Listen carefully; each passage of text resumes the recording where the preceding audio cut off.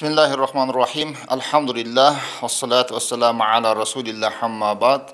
Assalamu alaikum wa rahmatullahi wa barakatuhu. Hurmatlı musulmanдар, oruza tutup жатқан жалпы момундар, сіздердің tutup жатқан орозоңуздар, кылып жатқан жакшы амалдарыңыздарды Алла Таалам кабыл кылган болсун. Рамазан айында Пайгамбарыбыз Мухаммад саллаллаху алейхи ва саллям ашыкча, өзгөчө, берешен жана март болуп кетер эле.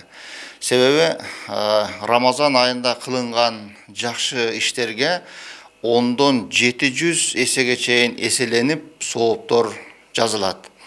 Эң жөнөкөй гана нерсе жанагындай бир кой союп, калың дастаркон салып, көптөгөн элдерди чакырбастан, мисалы үчүн жалгыз адамга деле бир даана курма менен, же болбосо ооз ачканга суу менен ошону икрам кыла турган болсо, ошого дагы ушундай сооптор жазылат. Ошол орозо туткан адамга Алла Таала канчалык сооп берген болсо, ошонун сообу азайбастан туруп, ошончо сооп ошол ооз ачырган адамга жазылат.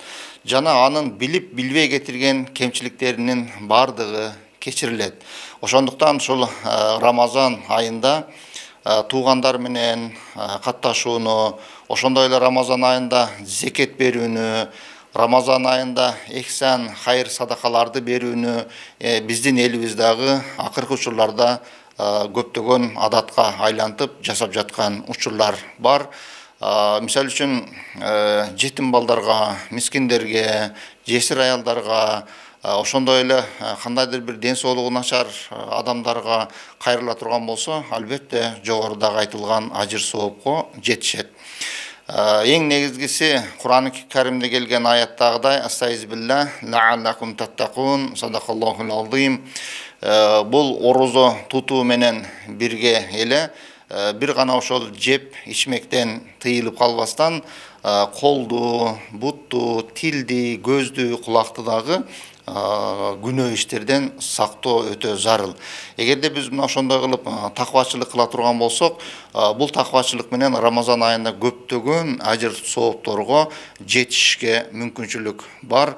Ошондуктан азыркы учурда содада иштеп жаткандар, ошондой эле кайсыл жумуштун эгеси болбосун, Рамазан айында ошол оозун жеп ичмектен токтотуу менен бирге эле сооп иштерди дагы көп аткарганга аракет кылыш. Бул ар бир бүгүнкү күнү орозо тутуп жаткан момун мусулмандарга өтө зарыл, лазым маселе деп айтмакчымын. Муфтияттан чыккан алымдар кеңешинин фатвасы боюнча быйыл зекет берүүдө эгерде 192 000 сому боло турган болсо, мына ошол адам зекет бериш милдет фарз болуп калат.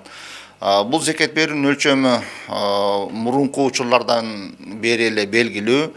Мисалы үчүн акчадан 4-төн 40-тан 1 берилет. Же болбосо пайыз менен санаса 2,5% чыгара турган болсо, ошо 40-тан 1 бөлүгү чыгат. Ал эми койлордон саны 40-ка жетсе 1 кой чыгарат.